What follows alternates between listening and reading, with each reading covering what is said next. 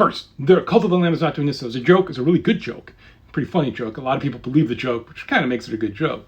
And it's kind of a way to spur sales. Buy it now because it's going to go away. So they are not deleting this. Okay, you're going to see a lot of this kind of thing. That's fine. But the thing I care about is I don't care about this. That's a good joke. Good job, Cult of the Lamb. Sorry some people are buying it. But don't use this as fuel, because what you're doing is you're scaring people who are developers who are worried about how they're going to be affected. And tell you what, there's someone else on here who's like, hey, I've worked 10 years on this Unity project. I was about to release it this year, and now I'm just screwed. I give up. This will get sorted out. They're not going to instantly have a third-party set of contracts, or like, they'll sort it out. Now, may they do things like, hey, it used to cost $300 to remove the Unity logo and now it costs $2,000? Sure, because that does not materially affect you, right? You can still work and you just make that decision if you want to remove that logo or not. The question is, will they do something that materially affects you, like charging you per install, and you think you're going to sell more than 200,000 copies, or you made more than $200,000 in a year? Which, for tiny solo developers, sounds like a lot. For anybody mid-size who employs anybody, that is not a lot of money.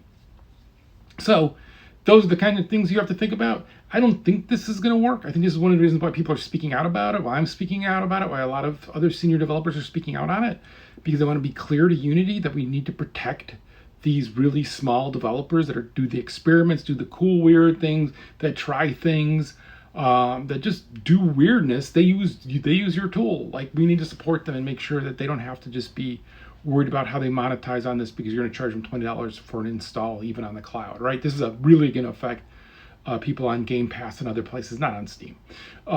And so that's the worry, and that's why we speak out. But if you're working on a game already on Unity, if you're going to ship it, man, you're going to be fine. You're going to be cool. Don't worry about it. If you've already been working on it, if you picked up Unity and you're like, hey, I'm going to start on this, sure, maybe now's the time to evaluate what you want to do. Or for your second game, once you ship your Unity game, this is the time to evaluate, hey, do I want to do this? Do I want to look at what Unreal's doing, or Godot, or Construct 3, or, whatever.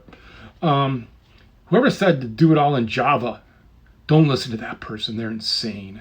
Next, we're going to tell you to do it all in JavaScript. What you need to do is you need to get an old version of Flash or Shockwave. Yeah, get an old version of Shockwave and hack it to work. No. Seriously, don't.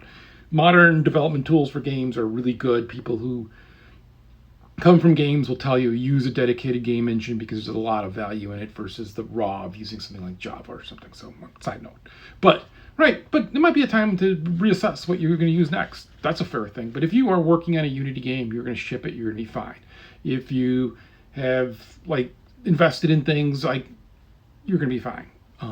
There's a choice to make soon in the future, but that choice isn't here. You're going to be fine. Don't let people like this. I mean, this is a joke, and maybe this is a joke. The Cult of the Lamb's closing down, and they're going to delete the thing, and that's what you're going to have to do. That's not how it's going to be. It's not the end of the world. You'll get through this. Trust me, game development is little versions of this constantly. You're like, oh, we're going to hope they're going to fix this, or hey, we submitted for this to get fixed, and we're just going to hold out and wait. You'll see. You'll be fine.